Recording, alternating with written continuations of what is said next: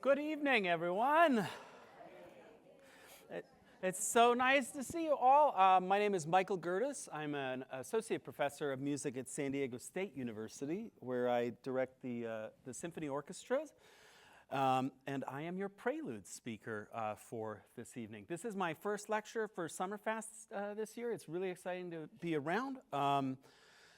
But it's really special because it means that I don't have to be at my regular job during the day. So I've actually heard the pieces that you're going to hear today, some of them in rehearsal, and I can tell you, like, for real, that I know they sound good. I know they're going to be great. It's really exciting. This is actually, this is kind of a fun lecture to give for a couple of reasons. That was one. The other is that everybody loves a theme. I really like, as a lecturer, you kind of latch on. You try to figure out why somebody put a program together. So, like, how can you talk about this piece and make the audience understand why is this going with this and is listening to this? And a lot of the time, you just get handed a list of pieces. Well, not at the SummerFest. You get handed a theme. So, welcome to Looking Back, Looking Forward. And you know, when Inon tells you exactly how he put the concert together, it really makes it a lot easier to sort of organize how I want to talk about this music with you and what I want to share. So the idea is that, and it's a simple theme, but the idea is that the three pieces that you're going to hear on tonight's program all very consciously have some sort of relationship to the past, either to a famous piece in the past, very common, or just a similar style in the past. And they're sort of like, they're claiming their own place within this lineage. They also have some sort of elements that are of their time, or maybe even forward-looking.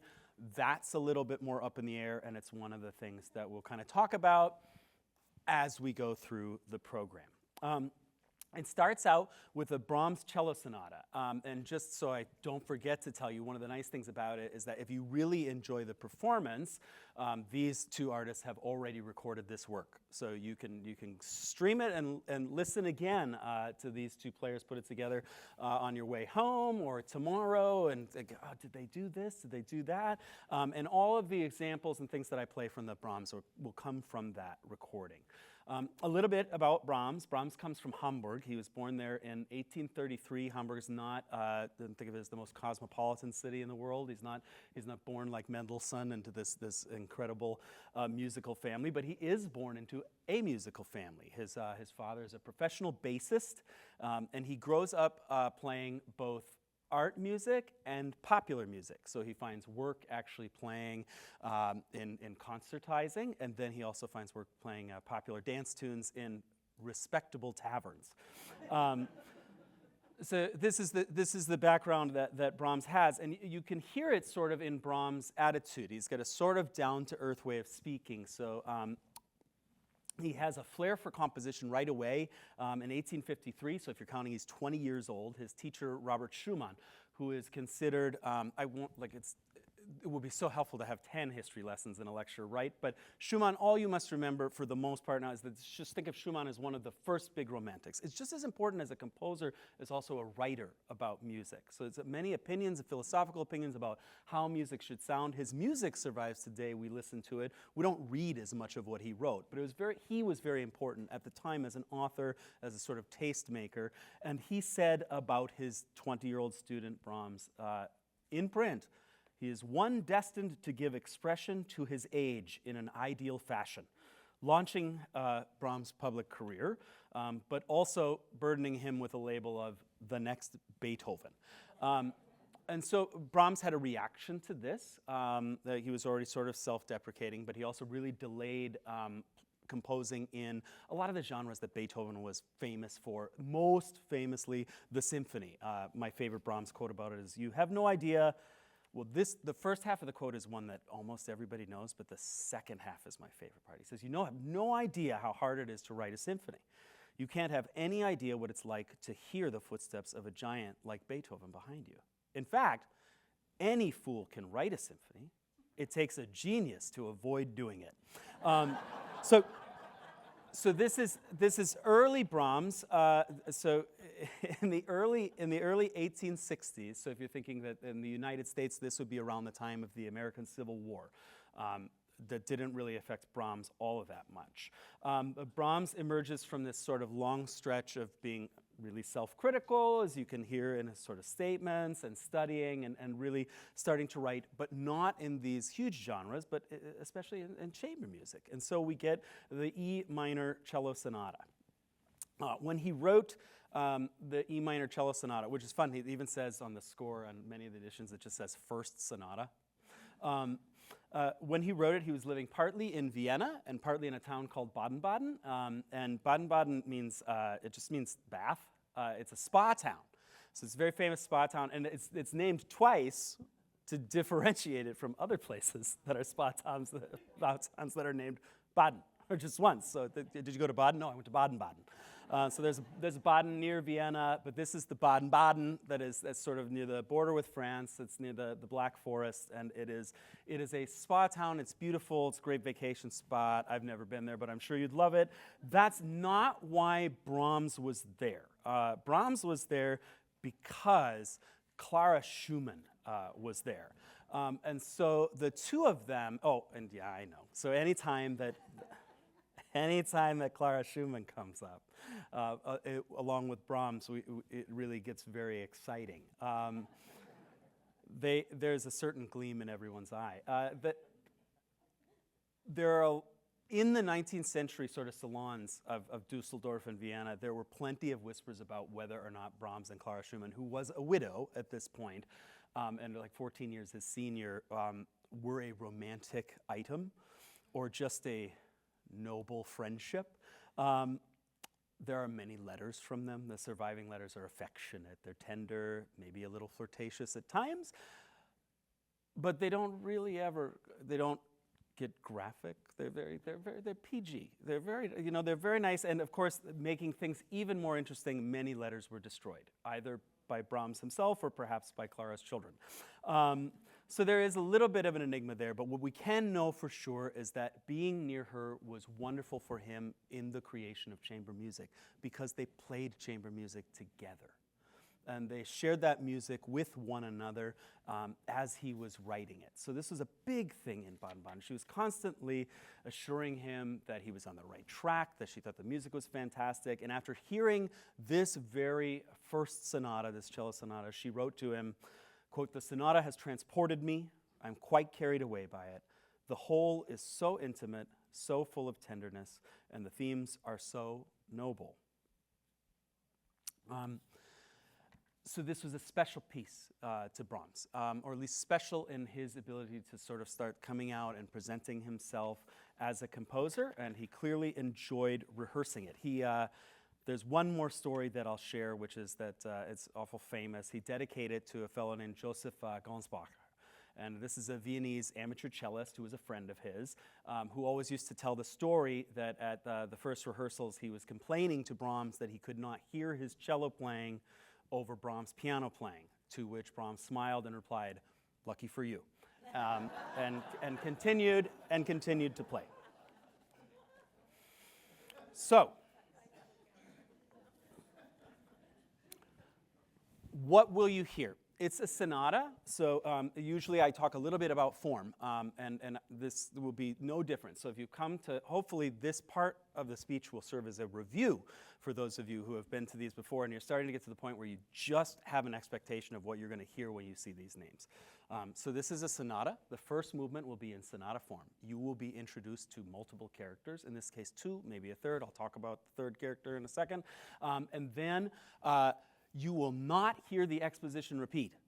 Sometimes there's a question about this, but I heard the rehearsal. And there's no exposition repeat on the recording. So you'll be introduced to the characters, and then you will not be reintroduced to them. We'll move right into the development, and then coming out of the development, you will hear a recapitulation where you meet the characters once again, and you have this sense that something's happened. I don't know what. That's the magic of music.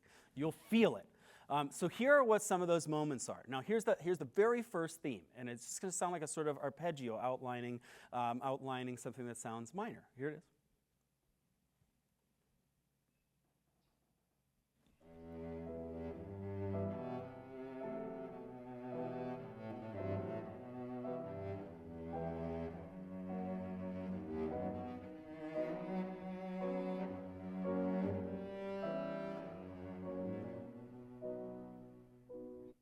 All right, now this theme may be based on something that Bach wrote, or it might not. It's up for argument, but we'll come back to that in a minute when I get to the looking back section. But the biggest thing is if you can just get that tune pretty well stuck in your head when it starts out, you're going to be in good shape. And don't worry, you'll hear it a bunch of times, like right now.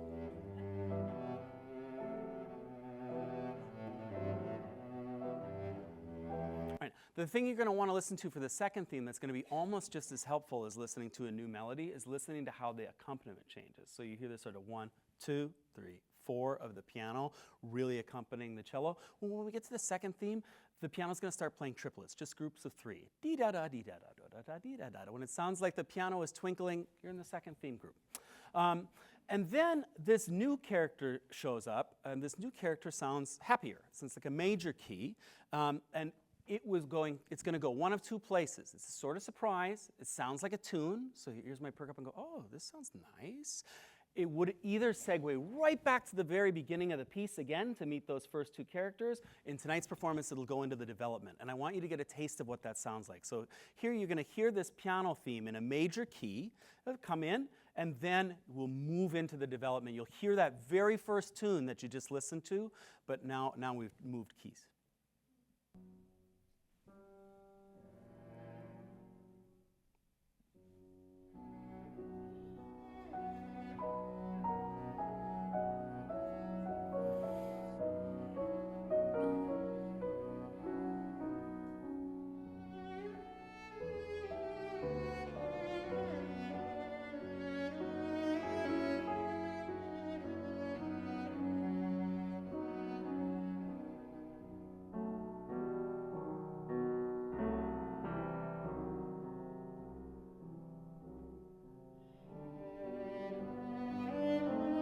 So there's our first theme in the new key, and we're moving into the development instead of the exposition a second time. And of course, I already told you that the next big road marker in this movement, in any sonata form movement, is going to be the recapitulation. So it's going to be that theme again. And in the recap, when you listen to it, you'll have some help, because you'll hear those sort of like that twinkling business is going to come back when the second version of the theme gets developed and you're starting to move towards it. But in the recap, it's going to sound really developmental. The cello's just climbing and climbing. It's like it's not playing a melody. It's more like it's fighting. It's just raising up. It's not playing something you're going to hum. It's just passionate. And then all of a sudden, the piano will take over and will play the very first theme. And this is how the recapitulation sounds.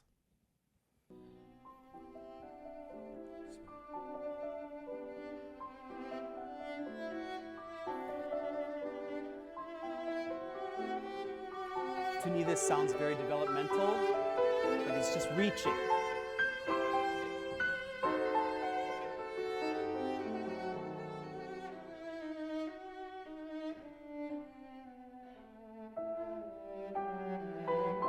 And then the piano comes in and brings us back to that very first theme.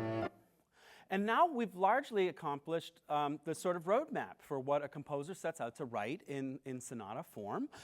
There is one more exciting bit at the end, so you just have it, if you remember that major sounding bit that we heard, Brahms really, one of the things that he likes to do that either you hear it in your ear or not, and it's okay either way, is that he likes to treat sort of a key area, a major and minor key, kind of as the same thing. So he might be in E minor for a while, and then he'll make it E major all of a sudden, and he's just, like this, here we go. And he'll just go from minor to major, and it's whatever, it's the same, we'll just use them both. So when he gets to the very end, he brings back that maybe new theme that showed up at the end of the development, but this time he brings it into B major, which is, which he's moved into the major version of this key, and he ends the piece happy. And this is how it sounds when you've reached, we'll call this the coda, this sort of Italian for tail, just the very end of the piece. It sounds like this. Here comes that piano with the major sound coming in.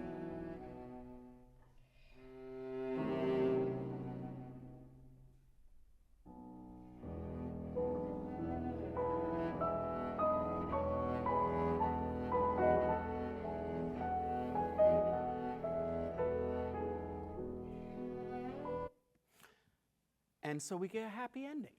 And from there, we go to the second movement. The second movement's the minuet. That means it's not the slow movement. It's the dance movement. There is no slow movement. He didn't like the one he started writing, so he just cut it out. So that's the first thing you can take from another lecture and bring you, go like, why are there only 3 movements in this sonata? It's either very old-fashioned or he just really didn't like his slow movement. Anyways, so he gets us all happy in this major key, and then we move on to the minuet, which of course it makes sense. He got us all happy in that major key, so the minuet starts in A minor. It's sad.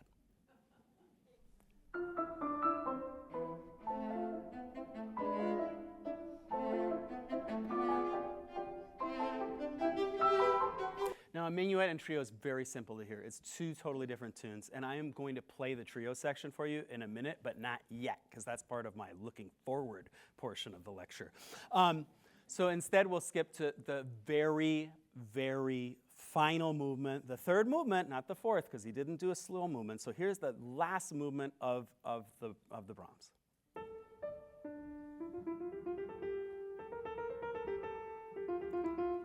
That's not Brahms. I'm sorry, here's Brahms.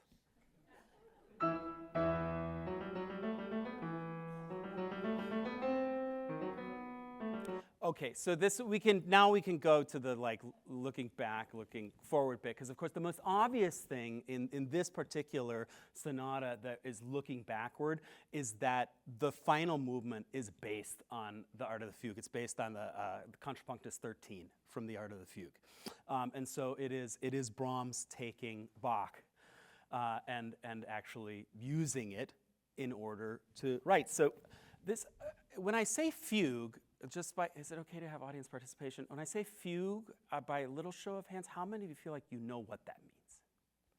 Thank goodness. We won't spend too much time talking about that then. Only to say that when you listen to a fugue, you're just listening to melody. A natural place to start writing music is to come up with a tune.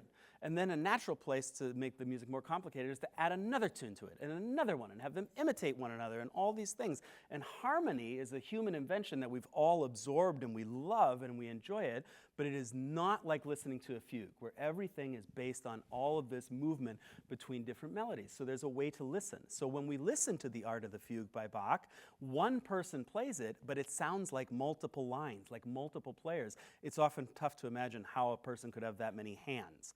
Right? So.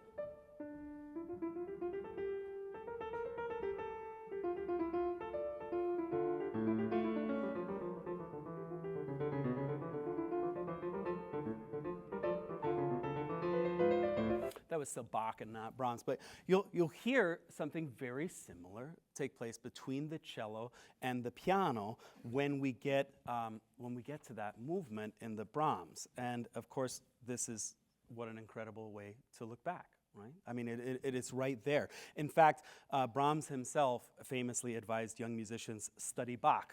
There you will find everything. But even in the looking back portion, it's a little more complicated, because the last movement's not a fugue as a form. There's a fugue in it, but the movement's not a fugue as a formal organization. It's in sonata form, just like the first movement that you listen to. But your first character is this fugue. That's the exposition part. So if you listen for all those kinds of things that you listened for in the first movement, you'll find them in the third. But you will also find this incredible contrapuntal writing of this older style that's grafted on.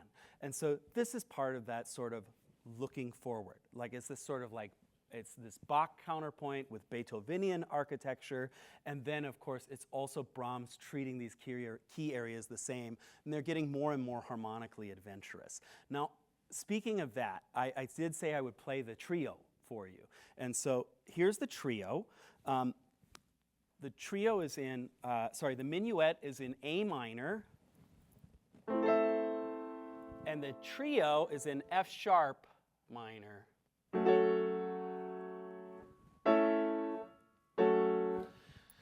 And the looking forward thing about this piece of music is that those two key juxtapositions is supposed to be shocking to you.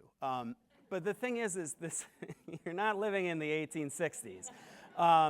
So you've probably heard some more shocking sounds come out of your stereos. But I do want to, just so you can see just how obvious it is that you're getting a completely new tune in the second movement. You go from minuet to trio. I'll play it, but if you're not terribly shocked by the key difference, you'll be forgiven. So this is the end of the minuet.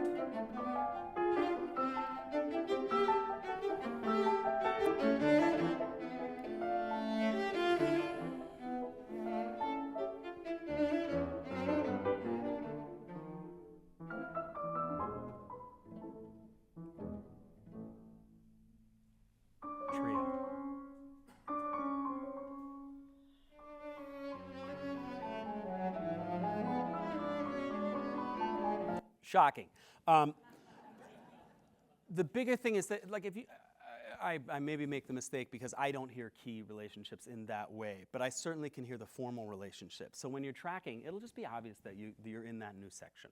And so on to the second piece we go, by Queclan, which is a French composer, lived from 1867 to 1950.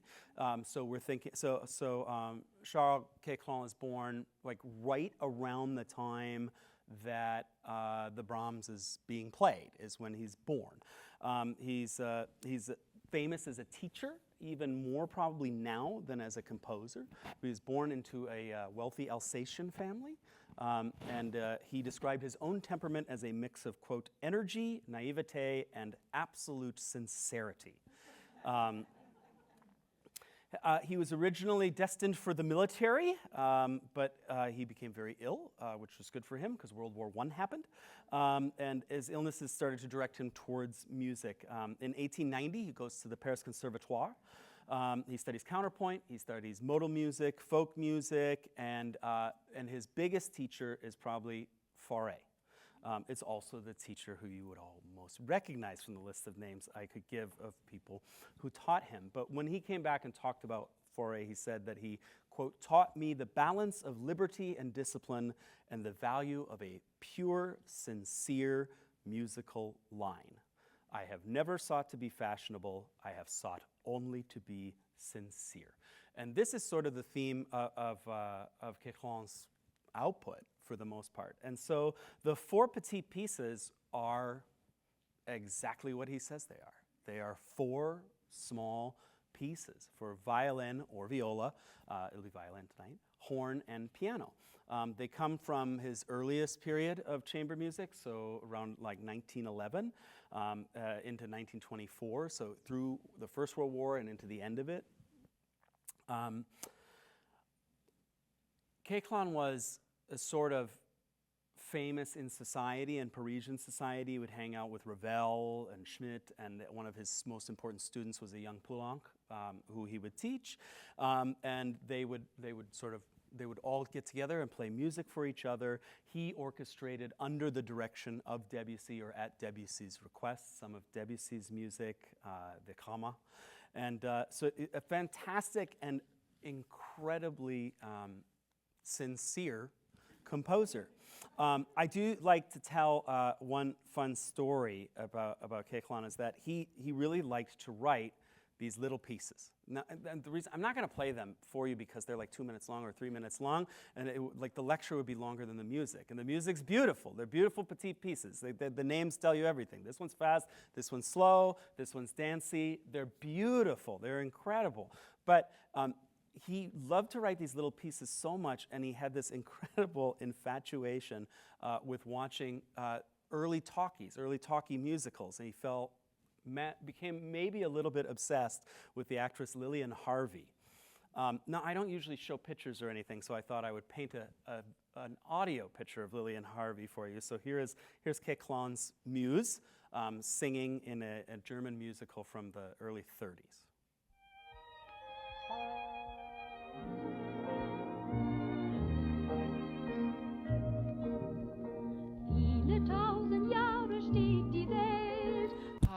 He wrote over 100 pieces of music dedicated to her. Over 100 pieces of music dedicated, and this was sort of part of his his reputation about town, but utterly sincere. Not like oh, he's creepy. Do you see? He wrote 100 pieces about that starlet. No, it was just like he wrote it in praise of her insolent beauty, as he would call it. Really, really an interesting fellow. I do want to give you a little bit, I guess, of what the music's going to sound like, and I got to talk about looking back, looking forward in terms of Keklan's music. The backward look are actually just that these are character pieces. So these are sort of like romantic salon trios, specifically by one person, Brahms. Brahms wrote a really famous horn trio. Like if I said, if I asked most people to name a piece of music for violin, horn, and piano, they would say, why are you asking me that question? But some of them who knew how to answer it would say Brahms.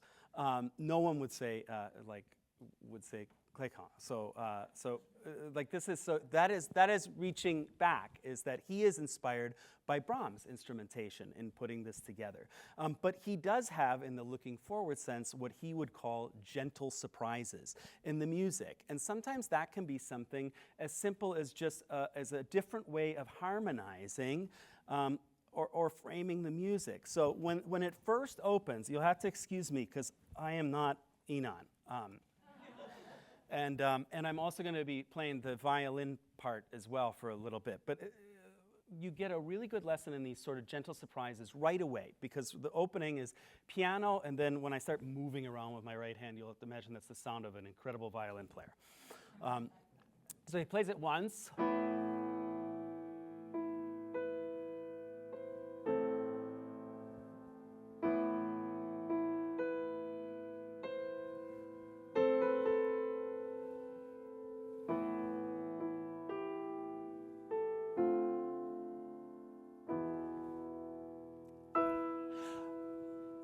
And then he immediately repeats it. But when he repeats it, he harmonizes it in a sort of strange way.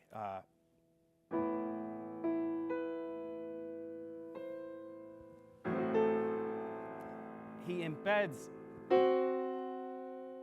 all of these tritones into the midst of it. But you've been so prepared.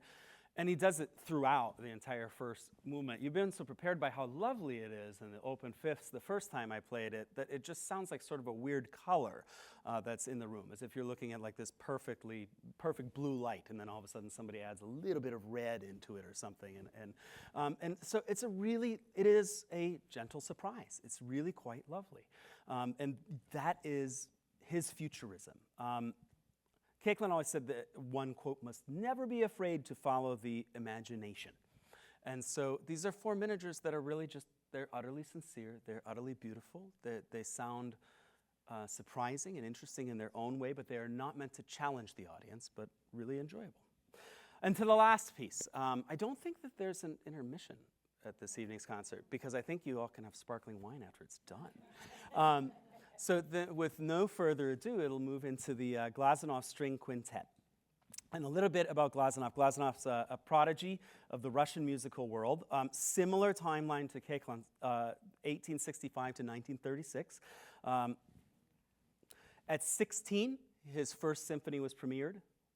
By the 1890s, he was a pretty important figure in Russian music. In fact, the one thing to know about Glazunov is that he sort of fulfilled the promise of his youth, but it's often said he didn't fulfill the promise of his adulthood. He became an administrator at the conservatory, and he really stopped writing music. So all of his music comes from his early period before he got caught in this sort of administrative malaise. The biggest product of which is that he was a fierce champion of a young Shostakovich. There were other things that happened too, besides being an administrator. He had a colorful reputation for enjoying a good drink. He would get together with other composers every Friday. The evening would begin with shots of vodka. Then they would play chamber music for each other. The quintet was probably discussed during this time, and they would finish up with a dinner. But Stravinsky is the source of a very famous story of Glazunov conducting a rehearsal of the Firebird at a tempo so stately that he suspected Glazunov had fortified himself beforehand. There's also a great story about Glazunov reconstructing the overture to Prince Igor from memory after Borodin's death, because they didn't have the parts and couldn't remember it anywhere. And it's a story that's told because, of course, none of us know what it sounded like. Glazunov maybe did. So we don't know if he did it perfectly or not, but that is the sort of legend of Glazunov that we have passed down to us. The string quintet is written in 1892. St. Petersburg is a vibrant sort of international capital, very artistic. And I want to say just maybe a word here about the idea of writing a quintet to begin with. If you're a fan of just wind chamber music, you've probably heard of brass quintets or woodwind quintets. But if you're coming to hear string players, you don't often hear many quintets.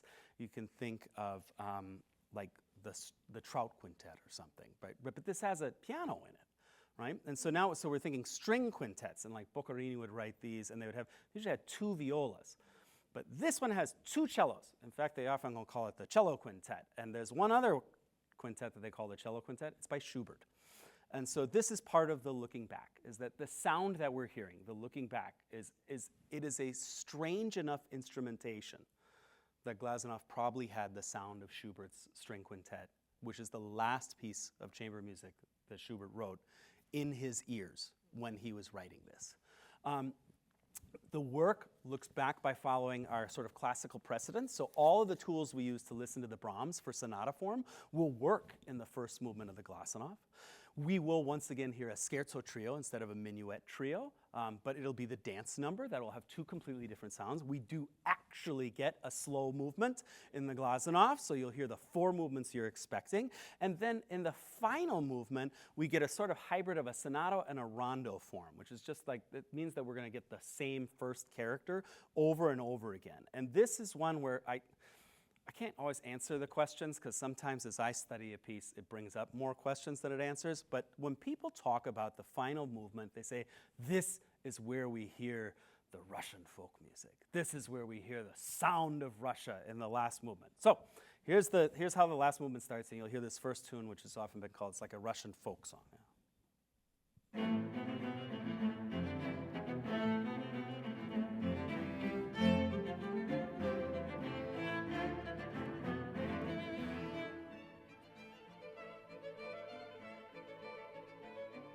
All right, now I have a confession to make. It's just in a minor key. Like, it's just a pretty tune. So I feel like it sounds about as Russian as, like humming Frère Jacques sounds French. But I don't know, maybe you hear something different. There are other moments where you'll start to hear these strange sounds, and what you might be listening for is some modal music that uses different scales. And that sounds a little bit more like old Russian music, but I just think this is actually, I think it's a really beautiful movement with this sort of exciting theme that rushes forward. So I guess, to make it sound Russian, everybody has to look really intense while they play it. But that's the looking back for me in this is not really the sort of Russian heritage, but is really looking back to what Schubert had written and finding this sort of beauty in this particular group of instruments and all of this particular way of expressing sound. Just imagine what a second cello does to the sound of a string quartet. It's really something quite special. I am out of time, and so I hope that you will enjoy as you listen and keep this sort of roadmap ahead of you for the very first piece, which is sonata form, and it's a sonata minus the slow movement, and then the very last piece, all 4 movements, and you'll be able to track every one of them. You can fall asleep if you want, but you don't have to. And then, of course, the wonderful palate cleanser will be those 4 short pieces in the middle that will require hardly any attention. You can just let the beauty of the sound wash over you. You're going to enjoy Stefan's horn playing, which is just enough to melt the walls. It's so beautiful. Thank you very much. Enjoy the concert. Enjoy your wine.